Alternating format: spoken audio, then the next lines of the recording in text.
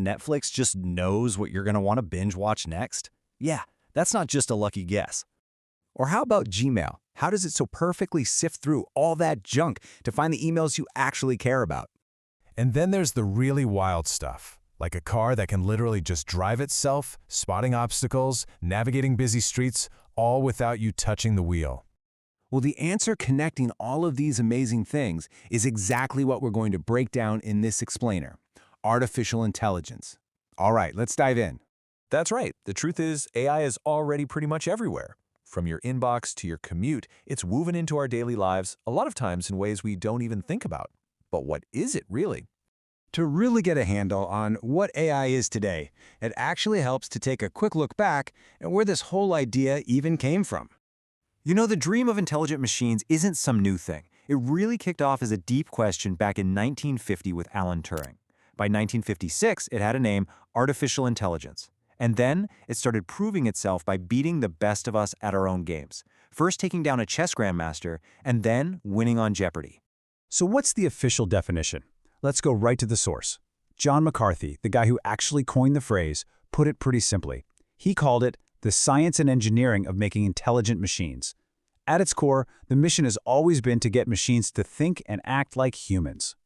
And for decades, the gold standard for that has been the Turing test. Basically, can a machine chat with you so convincingly that you can't tell if it's a machine or a real person? What's absolutely fascinating is that even with all of today's incredible progress, whether any machine has truly passed this test is still up for debate. It's a huge challenge. So if the core ideas have been around since the 50s, why is AI suddenly exploding right now? Well, it's not just one thing. It's more like a perfect storm of three key ingredients all coming together at the same time. First up, data. And we are talking about an unbelievable amount of it. Every single day, we humans generate about 2.5 quintillion bytes of data. Think about that. For AI, data is fuel. And thanks to things like social media and all our smart devices, we now have more than enough fuel to power these incredibly complex systems. Second, you need the engine, and that's raw computing power. Modern AI is hungry for it. And thanks to huge leaps in computer hardware, especially GPUs, those graphics cards that make video games look so realistic, we can now run these complex AI models at speeds that were just science fiction a decade ago. And the final ingredient is just smarter methods.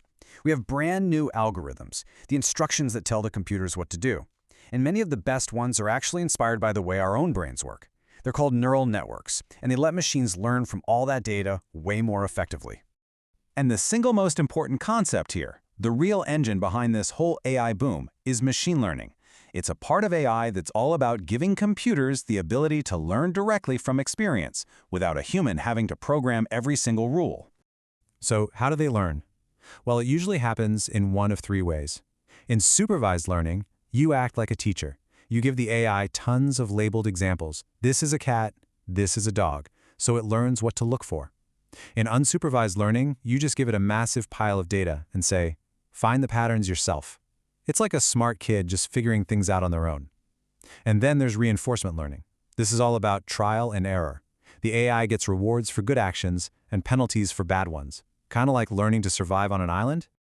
Okay, so with all this mind-blowing progress, you have to ask, where are we in the grand scheme of things? Well, believe it or not, we're really still just at the starting line of a much, much longer journey.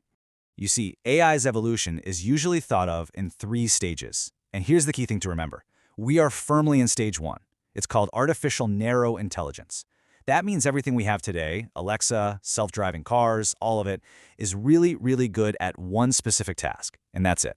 The goal is stage two, artificial general intelligence, an AI that can do any intellectual task a human can. And then, way out there, is the hypothetical stage three, artificial superintelligence, something that would surpass human intelligence completely. And that leads us to the final, really big question we're all facing. We are building machines that are getting more and more brilliant at specific things every day. The path we're on is pretty clear. So the ultimate question we have to leave you with is this.